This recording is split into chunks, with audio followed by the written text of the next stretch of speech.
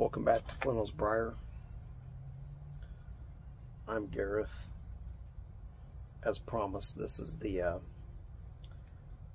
follow-up video to the North Carolina one.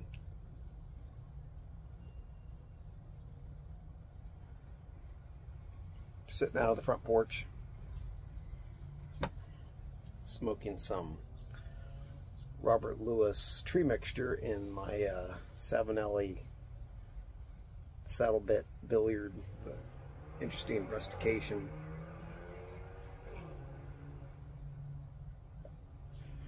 Got back fairly late yesterday evening. Drove all the way from Charleston, West Virginia,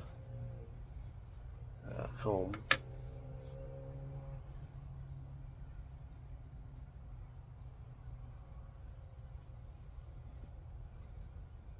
I really like this stuff. This is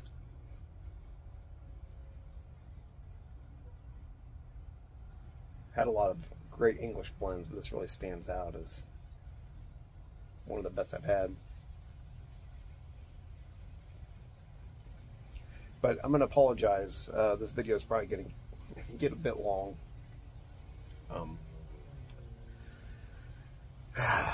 I've had a lot on my mind in the last week. There's been a lot that went on.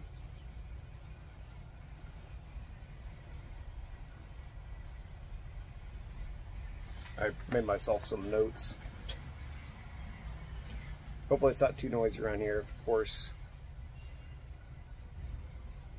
I'm just gonna keep going. The trash truck is going down the street.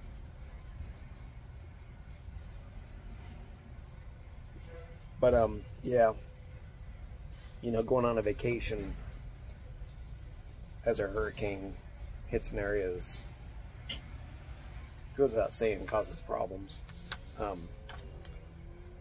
But first off, I want to say, it has to be said, that our troubles on our vacation trip, my troubles with my hike,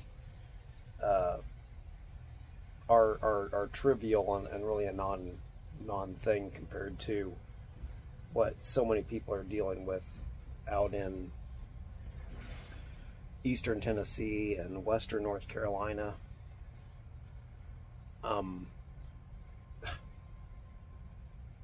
Yeah, and Florida, and I don't know exactly. I just keep hearing about the western North Carolina thing is like where a lot of the damage was the worst. But so many people lost so much due to Hurricane Helene, and you know, lost lives and homes, properties, businesses. It's yeah, you know, it's just awful that happened, and I definitely have been praying for folks and all those affected. We actually talked to a police chief in a small town that's to the east of where the bad stuff was, east a ways.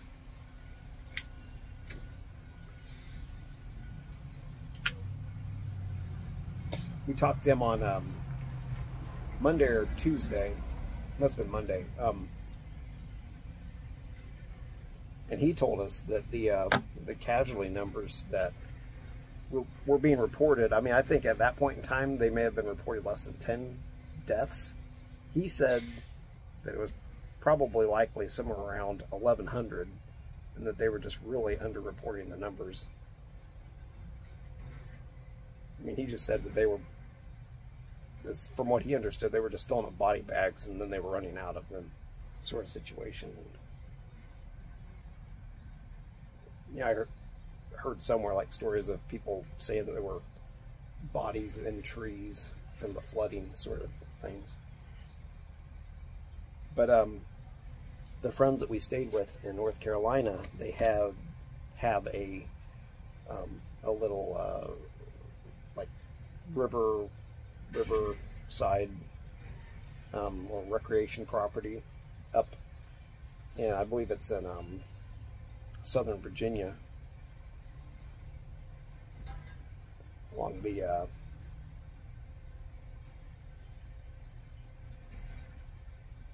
I can't remember the river name. I'm not going to waste time trying to think of it, but the river flows up from North Carolina through Virginia and then eventually goes into the Ohio. But they basically lost everything that was there. They had a camper which got flooded, and like a trailer with a bunch of kayaks on it that floated away, and which they found. I'm not sure the trailer's worth anything anymore, but they had a bathhouse that just got wiped away. It disappeared. Everybody around them had all their stuff float off for the most part. Hot Springs, North Carolina, which was a town that the Appalachian Trail goes right through. My original plan was to hike from I-40 to Hot Springs. That's where my wife was going to pick me up. And Hot Springs was very badly damaged. There's a little outfitter shop there, which I was planning on visiting once I got into town, and I saw pictures of it. You know, the front doors smashed in, the windows. This was like a store along the main street there in Hot Springs, and it clearly had very extensive flood damage. And I just have to say, over the last week, really, every time I hear new things, see new things, the storm devastation is just worse than I even understood. It just keeps getting worse and worse. I find out how worse and worse things are. So I'm going to preface everything I say by just saying, like, you know, I have nothing to complain about, really, in comparison. It's truly an awful situation, and I'm actually kind of shocked that just circumstances put us very close to all this right after it was happening, and some aspects while it was going on.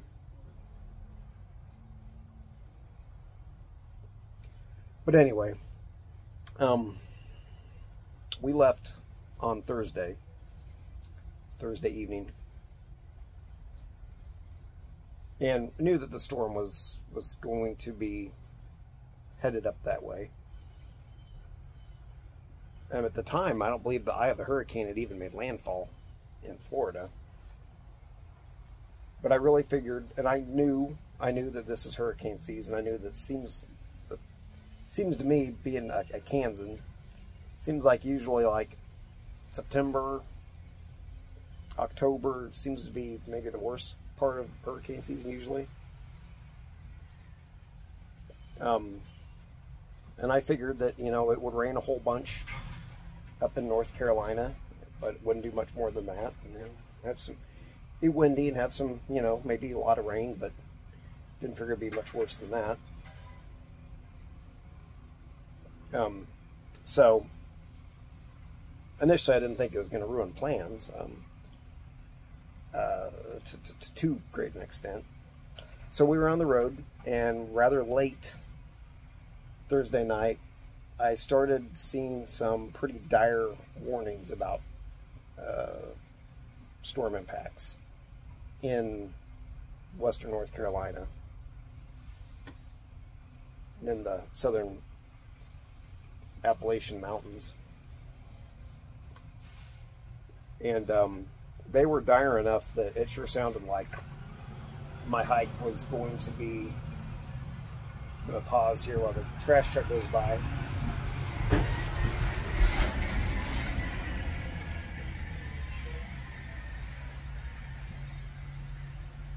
When I read those warnings, it really sounded like my hike probably wasn't going to happen.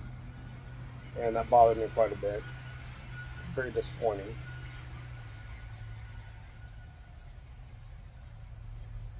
But before I went to bed that night, I decided that I would call the next day. It will be on Friday. I would call some places in Hot Springs and just ask them, you know, how. The thing I was concerned with is the French Broad River flows through there, and I knew that it would definitely go up because of the rain and flood to some extent. So I decided that I would call, first I actually thought I'd call that outfitter shop. And then I decided it might be a better idea to call the county sheriff's department. Just ask them, you know, how things were. I was going to wait until like about 1 o'clock in the afternoon to do that. So we got on the road, drove through Louisville, Kentucky, and somewhere east of there is when the rain started. At one point in time there, we were stopped on the interstate for like over an hour. It's probably some accident or something way up, because I mean, it wasn't even stop and go, it was like stop and park.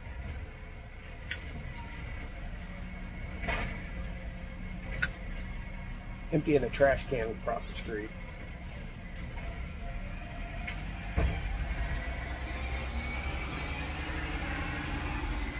Once the traffic started going, it was pretty much backed up at full speed and no slow down, and we never saw whatever caused the slowdown.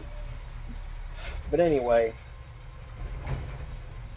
somewhere probably between Louisville and Lexington, I saw on my phone that I-40 was closed at the North Carolina-Tennessee border, and that things were really bad over in western North Carolina. So at that point in time, I knew that my hike, as it had been planned, was not going to happen. And I knew there wasn't any point in even bothering to try calling Hot Springs or that county. And I'm glad I didn't now, because at that point in time, those people there had much more important things going on than fielding stupid questions from hikers. But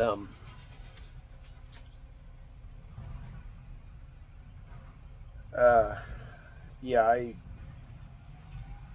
the news just that this Appalachian Trail hike that I've been planning for and getting ready for quite a while wasn't going to happen really hit me hard, because I was really looking forward to it. But anyway, knowing that we couldn't get through on I-40, we decided to take a route into North Carolina, going by like the Johnson City, Elizabethton area of Tennessee, which was up in the northeastern corner, more or less, of the state. Because at the time,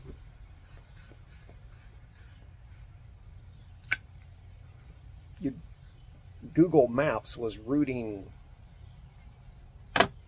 you know, they gave you a route through there that said was open. In my experience with Google Maps up to recently, is that usually it has a pretty good idea of when roads are closed and that sort of thing, and it'll route you around stuff. So it said you could go through there. So the plan was to take that way to get into North Carolina, to get to our friends who live near Charlotte.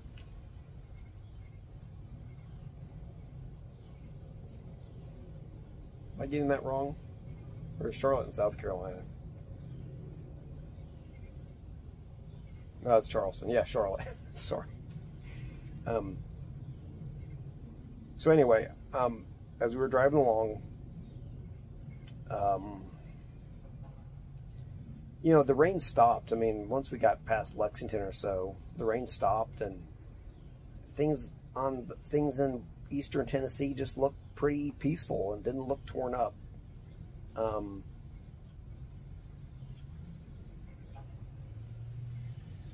I felt like super gut punched that my hike wasn't going to happen, and even just silly little things like driving along the road and just like looking over to the side of the road and seeing, you know, the edge of the forest, and looking up on some ridge or something covered by the forest. It just really made me sad that I wasn't going to get out in that environment and experience it, you know, firsthand, being on the trail.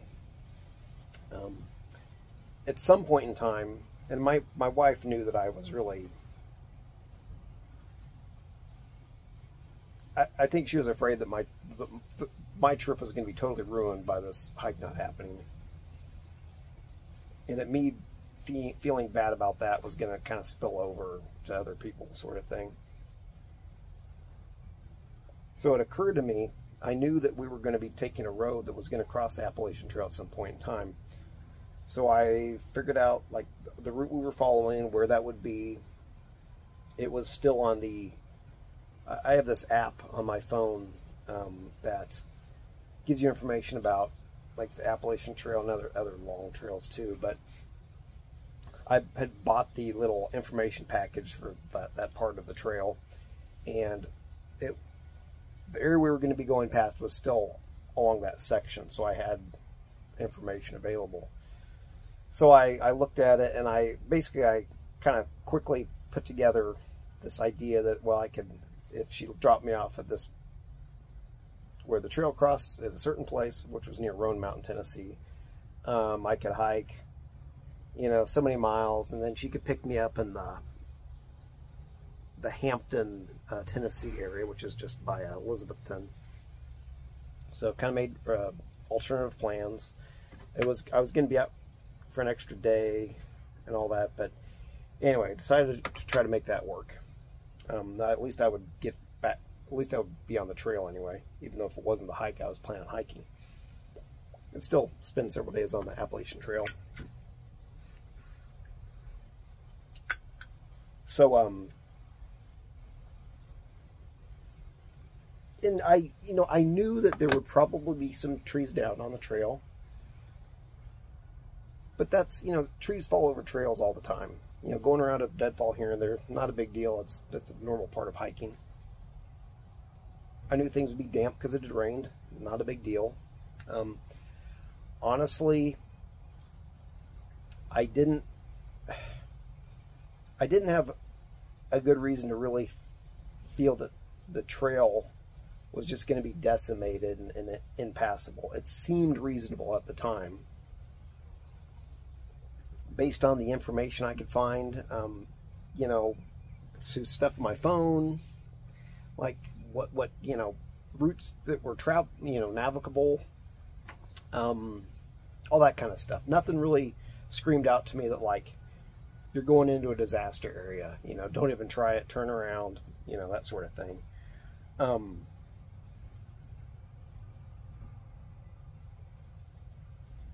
So I felt a lot better about at least getting on the trail. And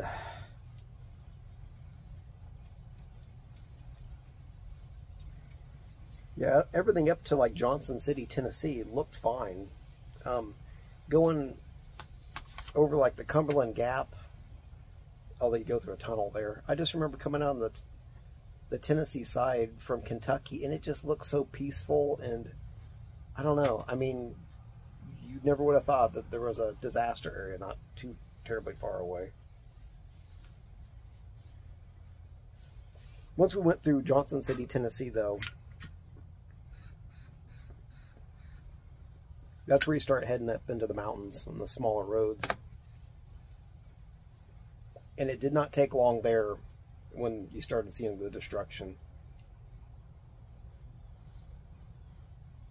I mean, there were trees down, power lines down, and not only were the power lines down, they were on the road. You were driving over them, which at first I was concerned about because, power lines have so much power going through them that they can kill you or, do things like cook you if the power goes through your body and doesn't kill you. But most of them seemed to be totally dead. The next day was a little different story. We went over some that you could hear them making this weird crackle sound as you ran over them. But everybody was driving over them. I don't know if we should have been. But anyway, at one point in time, we were actually directed by a sheriff's deputy or a law enforcement officer of some sort down a road. And it was the way that we were trying to head because of these Google driving directions. Got us to the right, direction of travel.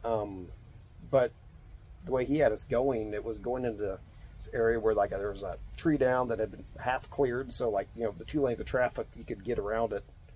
It was, you know, down to like 1 lane.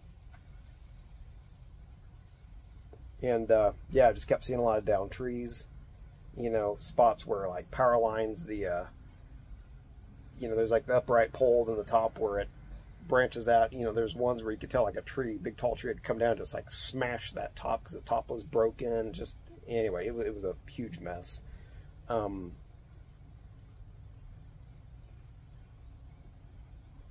We eventually got to Roan Mountain, Tennessee,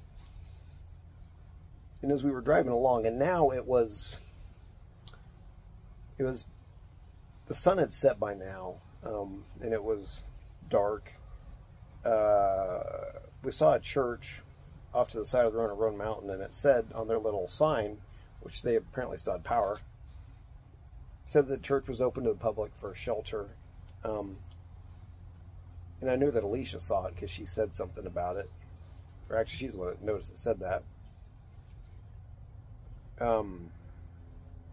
Anyway, just shortly up the road, only about 2.5 miles up from that point, is the spot where the trail crosses the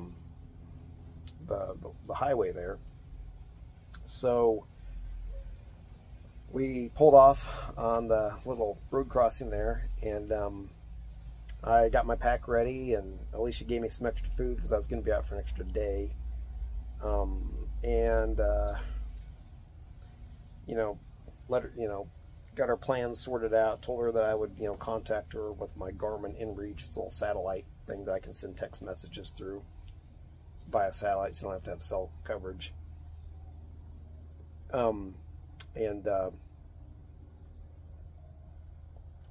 Alicia did not want to keep driving in the dark with the way as messed up as the road had been, the direction we had come, and which I said it was a good idea not to do that. And also further down the road, it was just small towns which looked like they didn't have a lot, like hotel wise, so she probably wouldn't be able to find any place to stay that way anyway. So I told her it would probably be best just to turn around and go back to that church and just spend the night there, and then in the morning, once it was light again, you know, proceed along our way. So yeah, I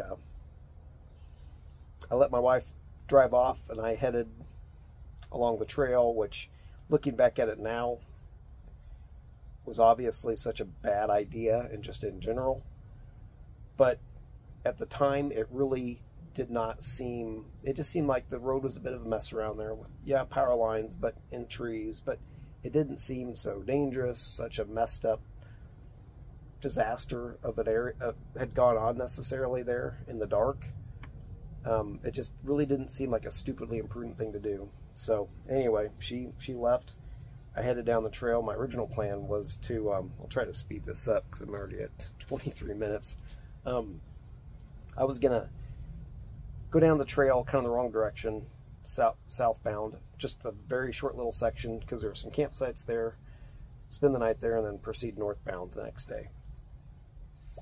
Well, there's a stream crossing with a bridge over it. Not far after you leave the road, well, the bridge was gone. Totally gone. You could see a couple, like, the little bridge stringer timbers sticking out on the other end, but it was gone. Water was moving fast. I wasn't going through it. So I turned around, although right before I got to the stream crossing, I did see a salamander running around in the wet leaves, you know, near my feet, which, believe it or not, I had never seen a salamander before. We do have them in Kansas, but I've never seen one. So I saw my first salamander, so that was neat. But then I turned around and headed northbound on the trail, crossed the road again, headed up the trail, and there was also a stream crossing there with a bridge not too far along the way. And I was wondering if it still had a bridge on it, or if it was crossable. And it did. The bridge was fine. it had a campsite, a little, not much of a campsite, but a place I could set up my tent and all that right before the crossing. So I decided I'd probably just spend the night there. But I looked at my route that I was going to follow the next couple of days. I carefully looked at all the water crossings because I didn't want to get way out into the back country and come to a place where I couldn't cross a stream or something that was supposed to have a bridge over it, that sort of thing. And there was a couple sections where the trail and a stream kind of parallel each other. One of them was not too far up the trail. So I decided that I wanted to get a look at what that sort of a situation, what the trail was like in that area.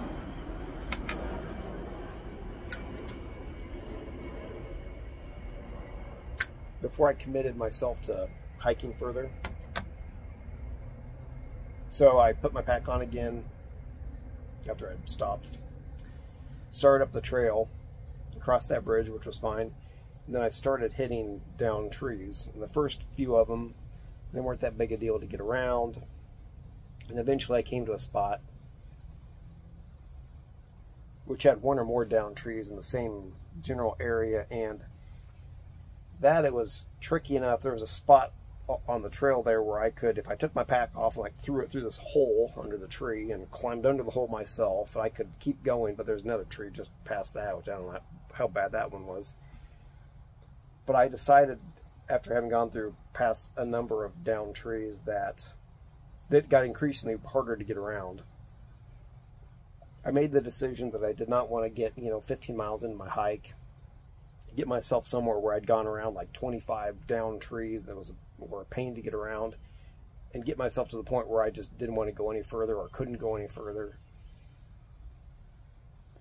There's places on the trail that if a tree falls on the trail just right, you can't, like on a slope, you can't really go around it, above it safely. You can't really go below it safely. You almost have to go where the trail is. And if there's a big tree there, you can't really, depending on how the tree's laying, you can't climb over it or anything. So I decided to turn around and get off trail. I was at peace with the fact that I had tried everything I could, and even more than I should have, to make that hike happen. And it just, circumstances beyond my control were preventing me from hiking. So I turned around, hiked out. Fortunately, I had not hiked. I mean, I don't even think I hiked a mile of that trail that night. And got back to the road and started road walking back down to Roan Mountain, the town, and that church. And I was really, really hoping that Alicia was there still. I thought that the chances were good because just with the roads being the mess that they were, with down trees and all that, and it being dark, that probably being really the only option for a place to stay, I thought that she probably, more than likely, was there. And we didn't have cell service up there that night. Eventually, as I was walking down the road, I realized I should send her a message with my Garmin, which at least when she got, so if she drove away the next day or that night, eventually she would get cell coverage, get that message, and know that I had gotten off trail. So hopefully she wouldn't be too far away when she got that message, and she could turn around and come back, as opposed to coming back several days later, which I would have been okay. I had food and I had everything I needed on my back to live, but I was going to have to just find something to do for the next like 3 or 4 days, which wouldn't have been a lot of fun. Not that, that I was, because I wasn't hiking. So I hiked back down that road. I got to the church, and Alicia was there, thankfully.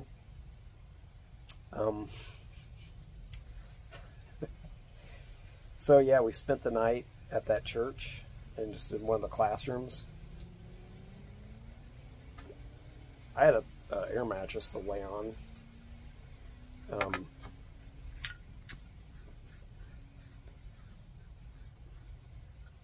I would have given it to Alicia to lay on, but I think she was afraid to use it or something. So she declined it. She laid on my other little thinner mat, ground pad that I have. But anyway, got up in the morning and Alicia, talking to the people at the church, they said that they were all very surprised at the amount of damage and the flooding and everything up there, because usually when the hurricanes come through there, which they do fairly regularly, they never cause that much of a problem. It doesn't rain that much, the winds aren't as bad, all that sort of thing. So it was like a, once every 100, 500 years type hurricane situation for them up there in the mountains. They were, shocked at the damage. But we got back on the road, tried to continue following our route to North Carolina. Drove back past where she dropped me off the night before, and the Tennessee-North Carolina border is just a little past that. Crossed into North Carolina, and there's a town up there called like Elk Park or something like that, and there's another town named Cranberry. One of those towns, you could tell, the floodwaters had gone down, but you could tell there was really obvious flood damage. Like there was one place where there was an asphalt parking lot that you could see that water had flowed over it, and that pretty much all the asphalt had been ripped out. It was basically just like rock. The rock that it was built on was still, some of it was still there. And you could tell a building behind it that had it was like a siding type building, aluminum siding. You could tell where the water had like dented it in, where it was flowing past. And there are businesses along the main street. This is a small, tiny little town, but there are businesses along the main street where the windows were all broken out, doors were off their hinges. It was just obvious that a lot of water had gone in there and just destroyed a lot of stuff. It was surprising to see, really, because anyway, the more we saw that morning in the light, the more we realized how bad the storm damage was. And we didn't get too much further down the road, and we kept running into closed roads where, because some places the trees have been somewhat cleared off the road, if even only like one lane, but it got to where there was whole trees down blocking the road, you couldn't get through. We tried a couple ways to proceed on our way, and we had to turn around. By now we don't have a whole lot of gas left, so I decided that what we should do with the gas we had left was turn around, head back to Johnson City, Tennessee, fuel up, get cell service so we could, data service so we could actually figure out what the heck was going on, and then take a different route, go up into southern Virginia and then back down on a route that was clear. So that's what we did.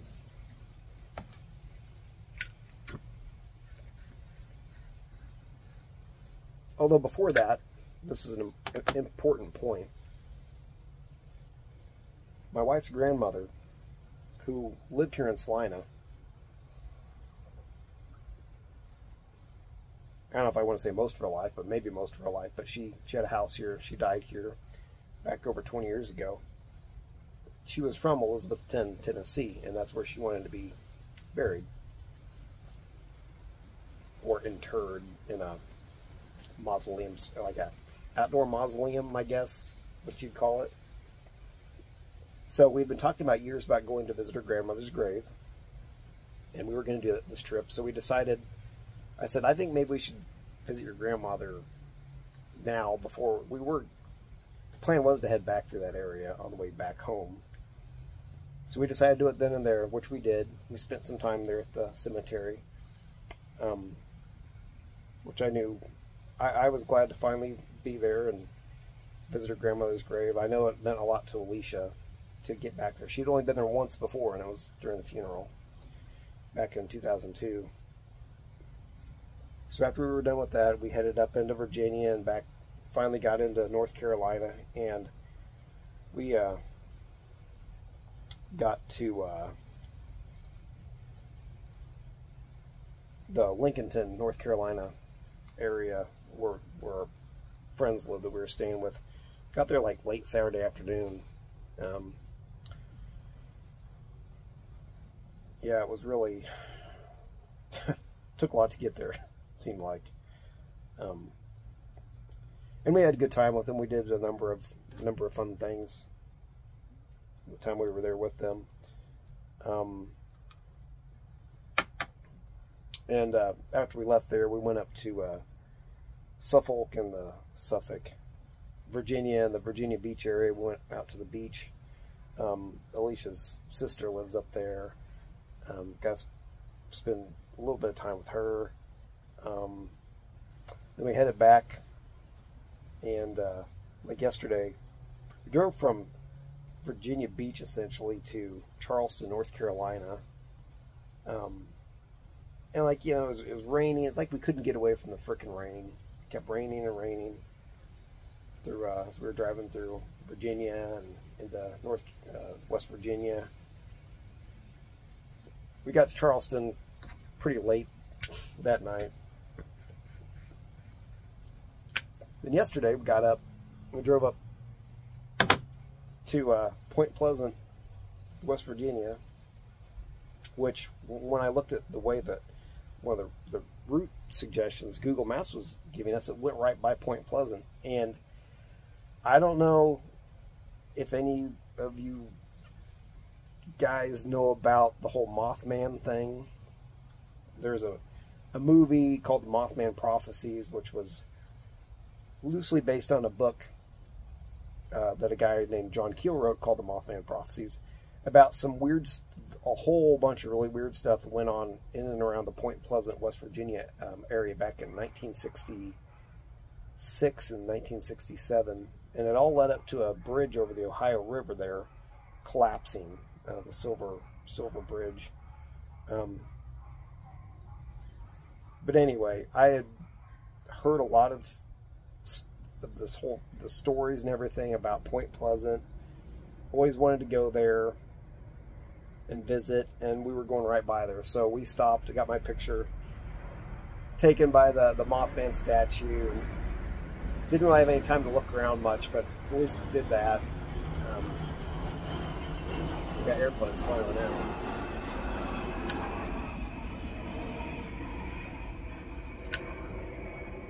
Got back on the road and, you know, drove across the Ohio River into Ohio and through Indiana and on back home. So yeah, when it comes to my hike, the hike that wasn't really, I mean, I know I'm at peace with the fact that I did everything and then some, and way more than I even should have tried to try to make that hike happen. And it was one of those things, had I known everything that I know now, I would not have even have tried. But initially, it was not apparent just how bad things were in that area, how horrible of a disaster area it was. So yeah, I mean, this my first hike on the Appalachian Trail that I've been looking forward to for so much, because I've read a lot of stuff about the trail. I've watched a lot of videos about people hiking on the trail and all this stuff, and I was looking forward to finally getting on it myself and hiking, and I did get on the trail, but all it was this kind of bizarre nighttime encounter that was very short. And that night, I just look back on it, and it just seems like it's like there was this odd kind of high energy vibe, charge in there, whatever you want to call it, that was going on, even though I think I was so busy with just trying to make this hike happen, and, you know, the change of plans and everything that led up to it that day. I don't even think I noticed as much until I'm kind of sitting and thinking back on it now, just the way that night was. But, and that allowed me to get off the trail and at least be more at peace with the hike disappointment aspect of it for the rest of the trip. I mean, it's, the hike not having happened is still a big gut punch. You know, it wasn't easy getting there. I live in the middle of Kansas. Getting out to the Appalachian Trail takes some doing. Finally finally happened, I got out there and the stupid hurricane had to go through there and just destroy everything and kill a lot of people right basically as we were headed there. Did all that while we were on the road there. You know, I trained a lot. I went on a lot of training walks here in town. Like 2 weekends before I went on the trip, I went out to a place about an hour away from here with a good hiking trail, and I did 27 miles on the thing to get ready. The next weekend I did my usual little walking loop. It's like a 6.5 mile loop. Well, I did it like 3 times, so I racked up about 20 miles of hiking that day, just a week before we left. I was physically ready to go. I was prepared, you know, gear-wise and all that. And probably more than that, I was just mentally, I had done everything except like getting my feet on that trail. You know, researched everything. I don't know. It's kind of hard to explain, but like in my brain, in my mind, I was on that trail, hiking that hike. I had done everything except physically get there and start walking down that trail, and then it didn't happen. And it's hard for me to process that, really, as odd as that sounds.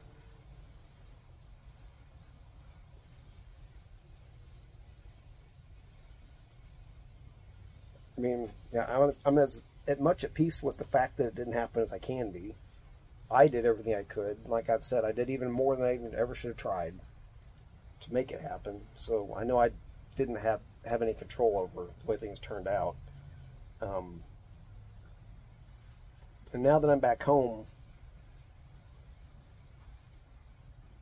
I think now it's kind of almost going to be the harder part of the hike not having happened, because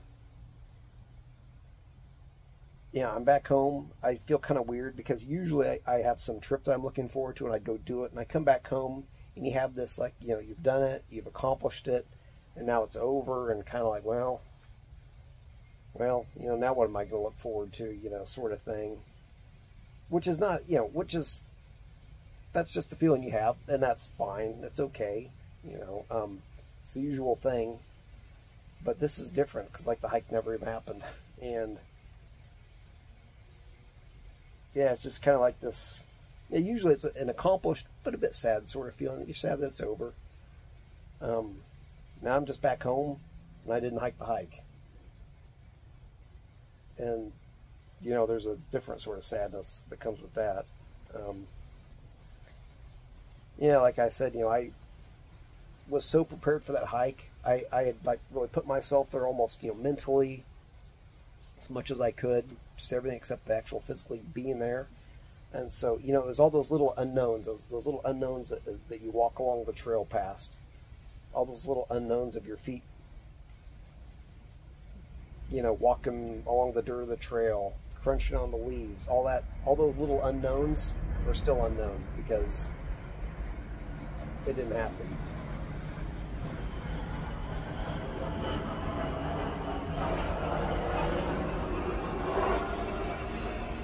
And yeah, weirdly enough, you know, I now have had an experience of being on the Appalachian Trail. It was a really bizarre one. It was very, very short. It was in a, you know, like in the middle of the night in a dark trail after a hurricane blew through there and tore up everything around there. Yep, I've been on the AT, but it was a bizarre, damp, dark night. It's almost kind of like it was in a dream. But the trail's still there. There's a lot of sections of that trail in the southern third of it, which are going to have to be worked on and cleared. I actually wish I, you know, was a lot closer to it, because I'd gladly help fix up the trail. Do my little bit for that anyway. But anyway, I'll have to go back later. That's what Alicia was telling me. We'll just have to go back out there again and And yeah, the trail's still there. My hike will come later on. I really enjoyed North Carolina. I enjoyed it a lot. Yeah. Anyway, that's enough for this video. Oh yeah, one last thing. Like today, being back home, and now that's a new month, I flipped one of the calendars. It's my Colorado 14ers calendar. It has like Colorado mountains on it. And like the last month, I've been looking at the picture of that September mountain.